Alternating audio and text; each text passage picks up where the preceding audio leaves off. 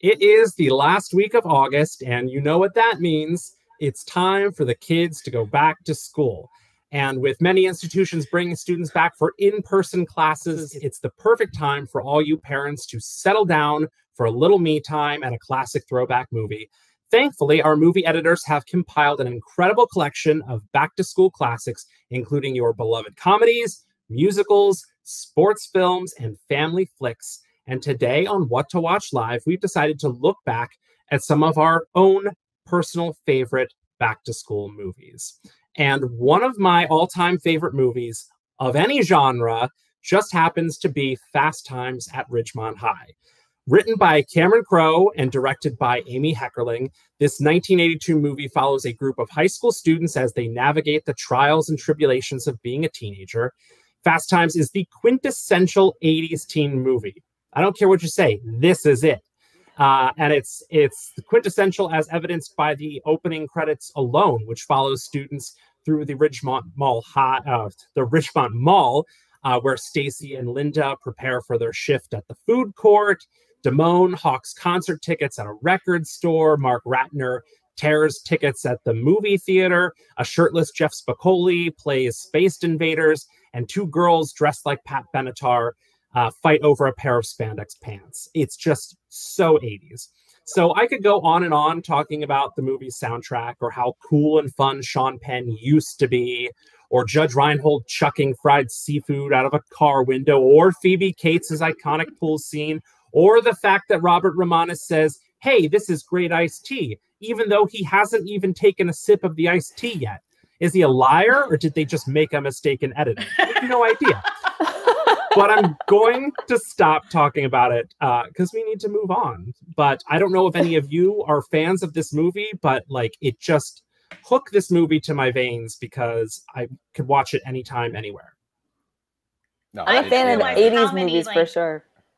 Yeah, I didn't realize how many stars were in this movie until going back and watching it later on and like, oh my gosh, this is an amazing, amazing movie.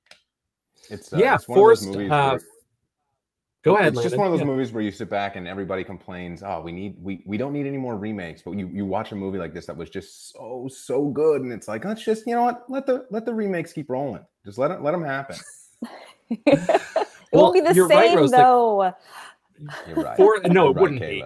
And like Forrest Whitaker plays the like 27-year-old high school senior on the football team. Nicolas Cage's first movie, he's credited as Nicholas Coppola, and he works at the fast food restaurant that Judge Reinhold's character works at. So, you know, it's just full of these amazing little cameos, and I just want malls to be like this again. I want us to be able to see, I want a movie theater at a mall. Like, give me that. Bring back the mall. The mall. Mall, yeah. That's what we don't have. Kids what these days, they don't have the mall rat experience where you ask to be dropped off because that's where everybody's going to be. And that's where you essentially lived out your teenage years, right? Right. They're with not no have money. You just walk around and get pretzels and just live life. It was perfect. Yeah, Orange Julius's. You go to Sam Goody and listen to the songs on the headphones or the cassette tapes that are hooked up. Just a nice trip into to Spencer or Hot Topic, just to really test out the waters. Just for a little bit. Spencer's. Yep.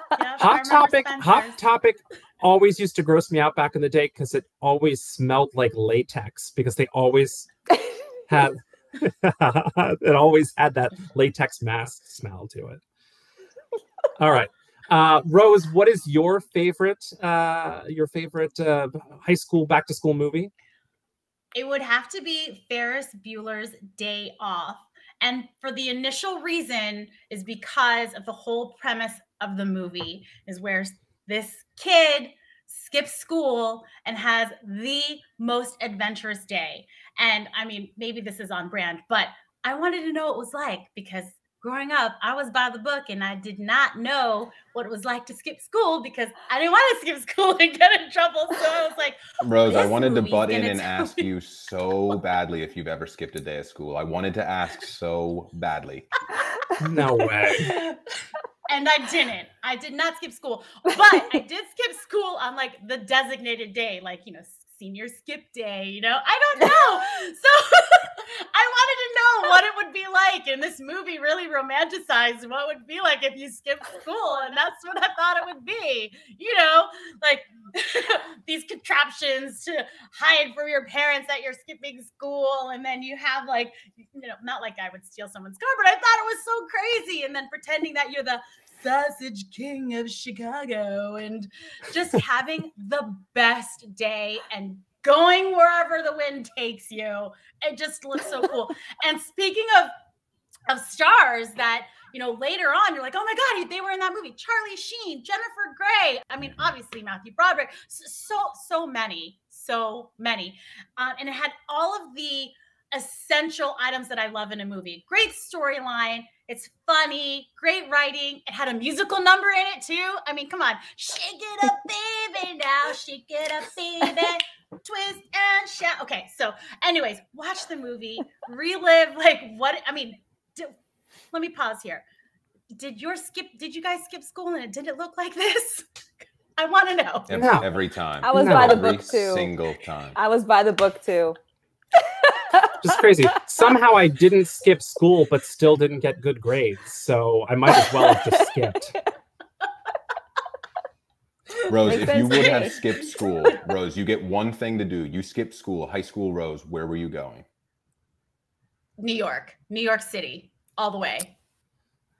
I thought you were going to say like ice cream. You're like, no, I'm just skipping town. That's where I was going. No, Rose is getting a train, a plane, or an automobile and getting right to NYC. Okay. That's what I'm saying. Like this movie, I was like, oh, so this is what people do when they skip school. They really make a big day out of it. Okay. So, I mean, that's what I would do. When I did skip school, though, on that one senior skip day, I mean, we really didn't do anything. And I was really underwhelmed because I'm like, where's my musical number? Where's my freaking best friend that I'm going to pick up in this fancy car that I'm going to find somewhere? Like, I wanted all that to happen, and it didn't. Which is why I was like, oh, I'm glad I didn't skip school until my senior year. So, okay. What a disappointing childhood you had, Rose. Yeah, I'm sorry.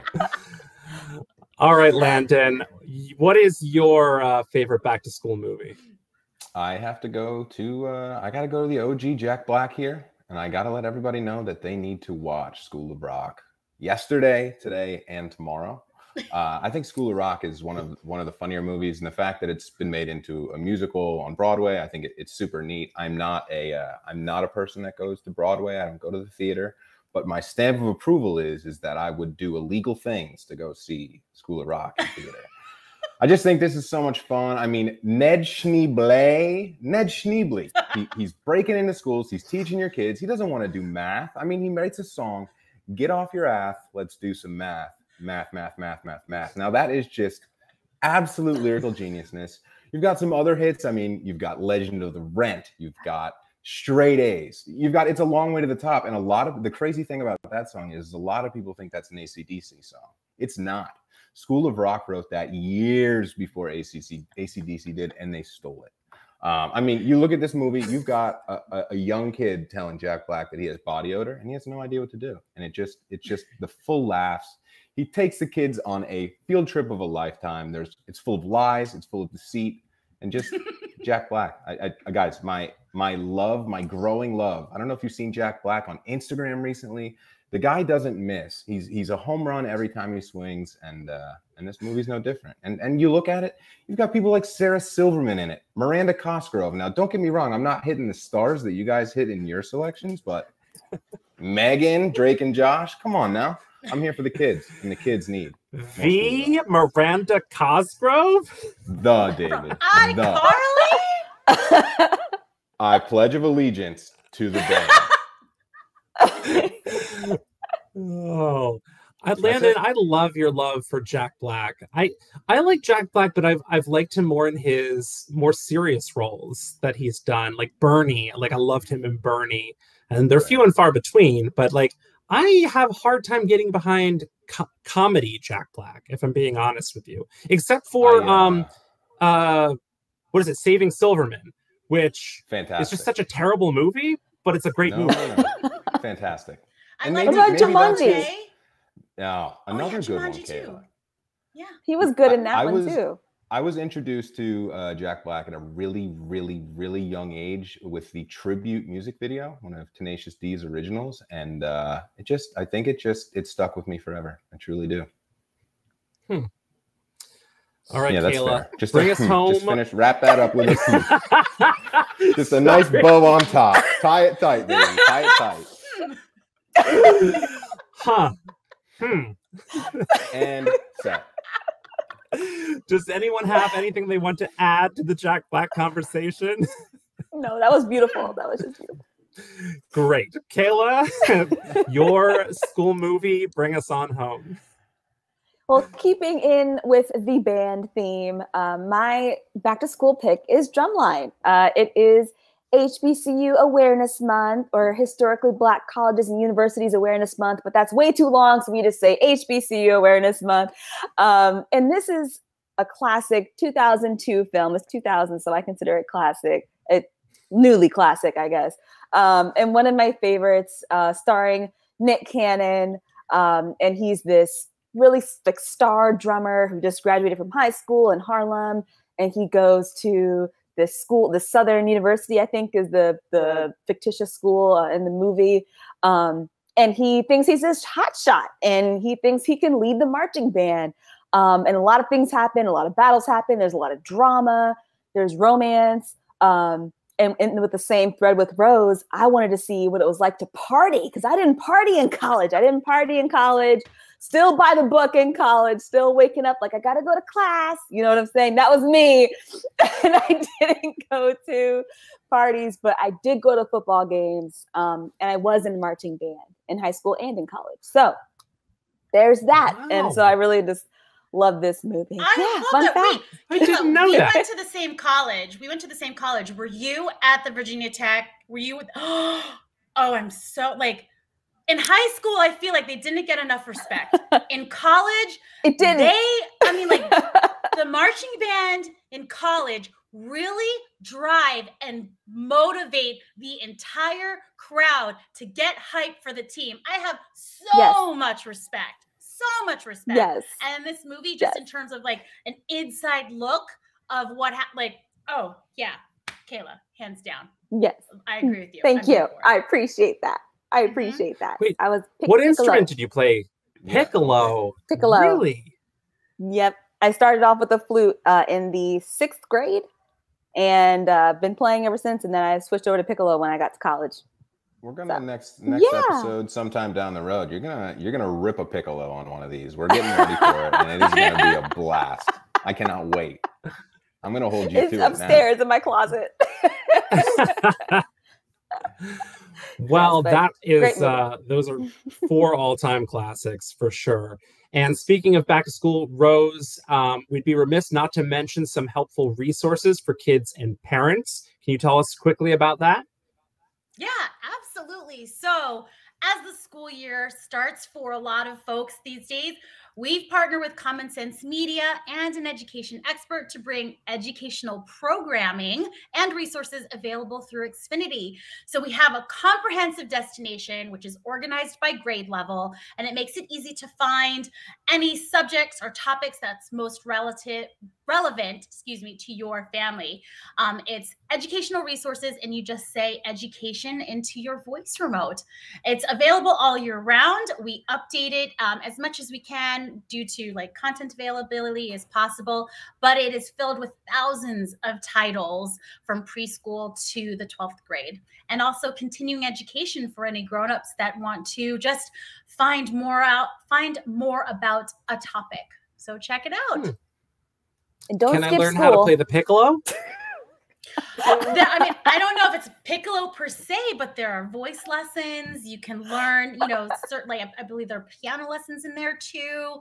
So there's a lot of fun stuff, some virtual vacations, but also some relevant titles. Like my son is really into World War II.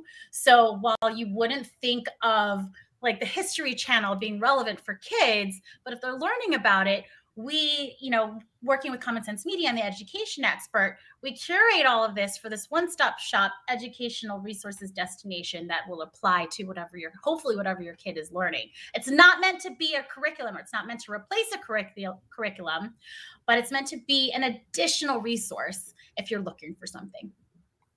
Love it. That's awesome. And so you can check out that, and you can check out all the amazing movies we just talked about by saying back to school movies into your voice remote.